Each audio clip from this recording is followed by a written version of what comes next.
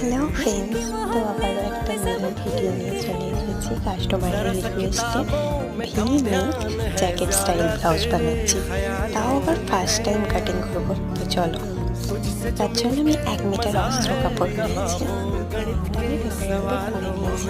আর cup লাগানোর জন্য সবসময় ডাবল আস্তর ইউজ করতে হয়, তাই আমি আস্তরটাকে 4 ফোল্ড করে নিয়েছি। নেওয়ার পরে আমি পেপারটা ওর উপর বসিয়ে শুধুমাত্র এই দিকটাতেই আমি 50-এর মতন এক্সট্রা দিয়েছি।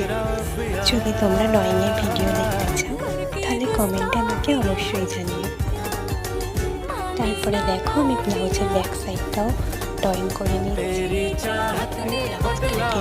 অনেক ভিডিওই আমার চ্যানেলে পোস্ট করে দিয়েছি, পারলে একবার চেক করে নিও। ভিডিওটা ভালো লেগে থাকলে অবশ্যই একটা লাইক করে দিও আর চ্যানেলটাকে সাবস্ক্রাইব করে দিও। নেক্সট পার্টে আমি এই ব্লাউজের স্টিচিংটা দেখাবো।